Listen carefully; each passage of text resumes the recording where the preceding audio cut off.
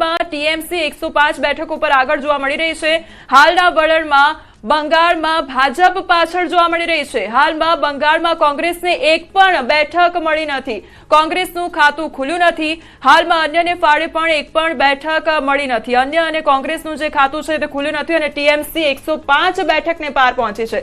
પ્રશાંતભાઈ, એક તો દિલ્હીની તસવીર કે જ્યાં ઉજવણીની શરૂઆત થઈ ગઈ છે, બંગાળની વાત કરીએ તો ત્યાં બીજેપી પાછળ ચાલી રહી છે અને કોંગ્રેસનું ખાતું ખુલ્યું નથી। આ સિવાય આસામ વિશે પણ વાત કરવી છે, ત્યાં આગળ ઓળખ વર્સિસ વિકાસની જે ચૂંટણી છે તે જોવા મળી। આ વખતે મહત્વનું ફેક્ટર કયું રહ્યું તેના પર પણ વાત કરજો। 5 રાજ્યોમાં જોવા જાવ તો નહીં, ડેફિનેટલી એક રાજ્ય જીતો તો પણ જલેબી બનાવીને ખાઈ જ શકાય છે। 5 રાજ્યોમાં આસામમાં ડેફિનેટલી આપણે કહીએ છીએ બીજેપી, કારણ કે ત્યાં હેમંત બિસ્વા શર્માનું કામ બોલે છે, વત્તા એમણે જે આખો એક માહોલને જુવાળ ઊભો કર્યો, એની આખી એક અલગ વાત હું તમને વારા પરથી કરું તો આસામ ડેફિનેટલી બીજેપી જીતી રહી છે। પુડુચેરી એનડીએ ગઠબંધન, જેમ મેં તમને વાત કરી, રંગાસ્વામી એ ફરીથી સીએમ તરીકે, એટલે ભલે એનડીએનો ચહેરો, એટલે એનડીએનો ચહેરો છે, બીજેપીના માણસ નથી।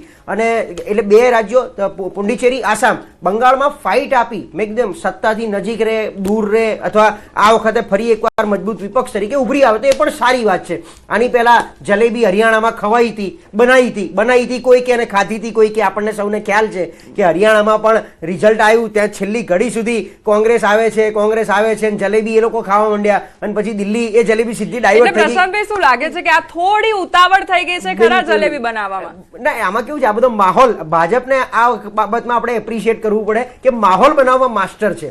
હવે તમે આસામની વાત કરી, આસામમાં કેવું છે કે આની પહેલા કોંગ્રેસની જે સરકાર ચાલતી હતી, હેમંત બિસ્વા શર્મા ને પછી ભાજપ 2016માં આ બાજુ લાયા, એની પહેલા ભાજપની સરકાર સોનવને એમની સરકાર ચાલતી હતી, પણ હેમંત બિસ્વા શર્માએ આવી અને છેક ગ્રાઉન્ડ સ્તર સુધી ઉતરી આસામની, જેમ તમે વાત કરી, ઓળખ, ઘૂસપેઠી અટકાવવાની વાત, હમણાં તમે સીએ એનઆરસી ની વાત કરી, કોમલ મને એમ કહો કે આટલો મુદ્દો ચગ્યો, આની ઉપર કામ થયું, કેટલા લોકોને કાઢી મૂક્યા? આસામમાં 10 લાખ કરતા વધારે બિન ભારતીય તરીકેની એક આઈડેન્ટિટી બહાર આવી છે કે આટલા લોકો પાસે સીએ એનઆરસી રિલેટેડ એક પણ ડોક્યુમેન્ટ નથી, શું આપણે એમને કાઢી મૂક્યા? એટલે આ એક મુદ્દો છે, ચગાયો છે, એની એક હવા બની ગઈ છે ચોક્કસ, પણ એની પર હજી સુધી સરકાર એક્શન નથી લઈ શકી। એટલે આ એક, જેમ અહીંયા આપણે હિન્દુ મુસ્લિમ એક ચુનાવી મુદ્દો થઈ ગયો, એમાં સીએ એનઆરસી પણ એક ચુનાવી મુદ્દાની જેમ ચાલે છે। પણ ખેર, આસામમાં આમ બી અત્યારે 100% એક ચહેરાનો અભાવ, તમે જુઓ તો પેલા ગૌરવ ગોગોઈ કોંગ્રેસમાંથી એકમાત્ર ચહેરો, અને એમની સામે ધીરે ધીરે બધી આક્ષેપ પ્રતિ આક્ષેપ, ક્યાંક પવન ખેડા વર્સિસ હેમંત બિસ્વા શર્મા થઈ ગયું। પણ આસામની પરિસ્થિતિ ક્યાંક 5 વર્ષમાં, આમ તો 10 વર્ષમાં એક અલગ રીતે બદલાઈ છે, કારણ કે હું વ્યક્તિગત રીતે આસામ બહુ જ ક્લોઝલી મોનિટર કરું છું, મારું પોતાનું ત્યાં, એટલે હું રેગ્યુલર જાઉં છું, અને આ મુખ્યમંત્રી ત્યાં મુખ્યમંત્રી નથી, એકદમ આમ આદમીની જેમ લોકોની વચ્ચે જઈને રહેતા હોય છે। પુડુચેરી ઓલરેડી જે આ બન્યું, કેન્દ્ર શાસિત પ્રદેશ બન્યું, ત્યારબાદ કેન્દ્ર સરકારની જ, અને હમણાં આપણે ખ્યાલ છે કે એક સમયના ગુજરાતના સુપર સીએમ અત્યારે ત્યાંના રાજ્યપાલ છે કે કૈલાસનાથન, વત્તા એનડીએની સરકાર છે, એટલે 2 ભેગા થઈ અને એક માહોલ બનાવ્યો। તમે જોઈ શકો છો કે સિંગલ ડિજિટમાં બી અત્યારે 30 સીટો છે, 30માંથી સિંગલ ડિજિટમાં પણ ઇન્ડિયા ગઠબંધન કે કોંગ્રેસ કે બીજી કોઈ પાર્ટી હજી માંડ ડબલ ડિજિટમાં આવવા માટે સંઘર્ષ કરી રહી છે। એટલે 5માંથી 3 રાજ્યોમાં ભારતીય જનતા પાર્ટી, આસામ હોય, પુડુચેરી હોય, કેરલા, એલડીએફ વર્સિસ યુડીએફની જે ફાઇટ છે, મેં મારે પહેલામાં કીધું તમને કે કોંગ્રેસ એક પ્રયત્ન કરી રહી છે ત્યાં ઊભા થવાનો। શશી થરૂર હોય કે કેસી વેણુગોપાલ હોય, એના જેવા જે કેન્દ્રના કદ્દાવર નેતાઓ છે, એ લોકો એમના રાજ્યને સાચવવા માટે મથી રહ્યા છે। પણ પી વિજયનનું પોતાનું, કેરલાના પ્રશ્નો બહુ અલગ છે આપણા બધા કરતા, ત્યાં વિકાસની વાત એટલા માટે નથી કે આખો પહાડી પ્રદેશ એક હિલ સ્ટેશન તરીકે જોવામાં આવે છે। ફ્લડ, સૌથી મોટો ત્યાંનો પ્રશ્ન ફ્લડ છે, એ ફ્લડને ખાળવા માટેની તમામ સરકારો આજ સુધી ફેલ ગઈ છે। ભારતીય જનતા પાર્ટીએ ક્યાંક બહુ પ્રયત્નો બીજી રીતે કરી જોયા, એ પણ ત્યાં નિષ્ફળ, કોર્પોરેશન સુધી પહોંચ્યું ભારતીય જનતા પાર્ટી, કેરળમાં કોર્પોરેશનમાં મહેનત કરી, પણ મૂળ શું છે કે ત્યાંનો જે ભૌગોલિક પરિસ્થિતિના આધારેના જે પ્રશ્નો છે એને ખાળી શકવા માટેની તમામ સરકારો અત્યાર સુધી ફેલ ગઈ છે।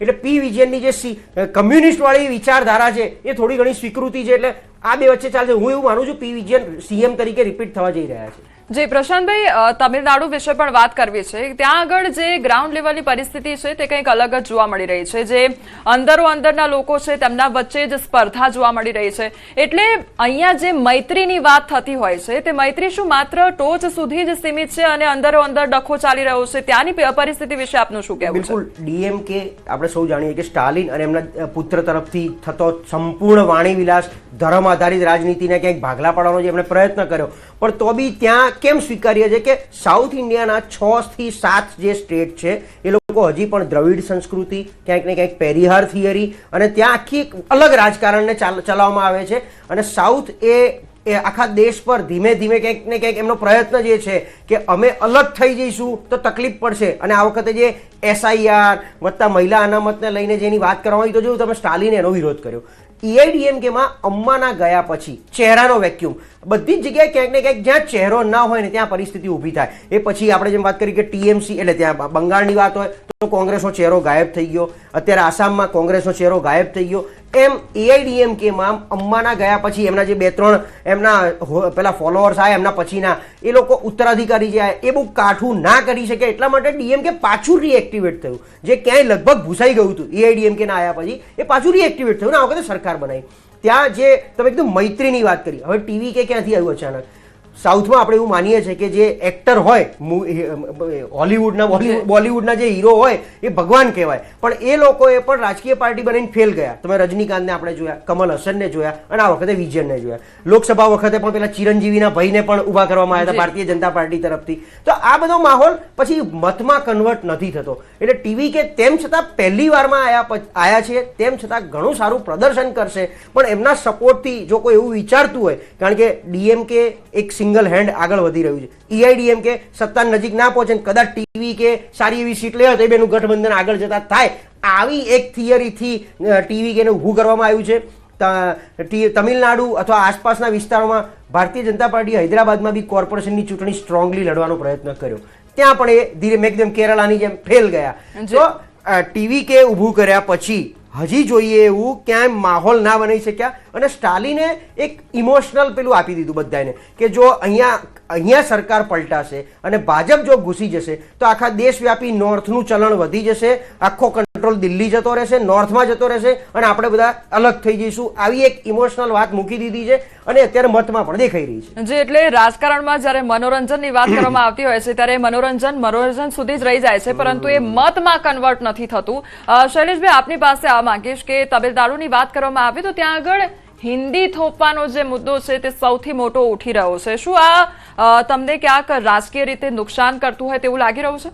જો અમુક બાબતો જે છે, માનો કે બંધારણીય જોગવાઈઓ જે છે, હિન્દી એ આપણી રાષ્ટ્રભાષા છે, એ બંધારણીય જોગવાઈ છે. બાકી રાજ્યની ભાષાઓને આપણું સન્માન જ છે. દરેક રાજ્યની ભાષા અલગ અલગ હોય છે ને આપણે તો બાર ગાવે બોલી બદલાય એ પ્રકારનો આપણો દેશ છે ને આપણું રાજ્ય છે. અને તમામ માનો કે તામિલનાડુ હોય કે પોંડિચેરી, પણ મારે વાત એ કરવી છે કે પોંડિચેરી અને આસામ આ બંનેમાં હું જોઉં છું તો જે 50%થી વધારે સીટો આવવી જોઈએ એ ભારતીય જનતા પાર્ટીની આવી ચૂકી છે. એટલા માટે ક્યાંક દિલ્હીમાં જલેબી બનાવાઈ રહી છે. અને આપના ટીવીના સ્ક્રીન ઉપર પણ જોઈ રહ્યો છું કે જે પશ્ચિમ બંગાળ છે એ પશ્ચિમ બંગાળમાં પણ 107 આસામની TMKને છે અને 108 જેવી ભારતીય જનતા પાર્ટીની સીટો અત્યારે આપના સ્ક્રીન ઉપર દેખાઈ રહી છે. એટલે કહેવાનો મતલબ એમ છે કે 3 રાજ્યો જે છે કેરળમને બાદ કરતા, અને કેરળમની શું સ્થિતિ છે આપણે સૌ જાણીએ છીએ, વાયનાડથી જાણીએ છીએ આપણે સૌ કે કેરળમની સ્થિતિ શું છે. એ સ્થિતિમાં નથી પડવું, ત્યાં જ કોંગ્રેસ રહેવાની છે કે જે એવા બેલ્ટ હોય, જે એવી સ્થિતિ હોય જ્યાં જે પ્રકારનું જેને કહેવાય કે વિકાસનો અભાવ હોય અને માત્ર ને માત્ર જુમલાઓ ચાલતા હોય એવા રાજ્યો, કેરળમ જેવા રાજ્યો છે ત્યાં અમારી સીટો ના આવે, એમાં પણ અમે મહેનત કરીશું. પણ 3 રાજ્યો આસામ, પોંડિચેરી અને પશ્ચિમ બંગાળ, આ 3 રાજ્યો ભારતીય જનતા પાર્ટીના અત્યારે આવી ચૂક્યા હોય એવું દેખાઈ રહ્યું છે. એનો આનંદ છે, એટલા માટે જલેબી બનાવાઈ રહી છે. બીજી એક વાત હું એ કરતો કે કદાચ પશ્ચિમ બંગાળમાં માનો કે TMC સરકાર બનાવે છે અને 160-162 સીટ સુધી આવે છે તો આગળ જતા સરકાર 6 મહિનામાં પડી જવાની છે, લગભગ નક્કી જેવું છે. બધા એ જ રીતે એક માહોલ બનાવી રહ્યા છે કે જો TMCને જીતવું હોય તો 175+ જીતવું પડશે. ભારતીય જનતા પાર્ટી કદાચ 155 બી સરકાર બનાવી દેશે તો એ સરકાર પાછી 5 વર્ષ ટકી જશે.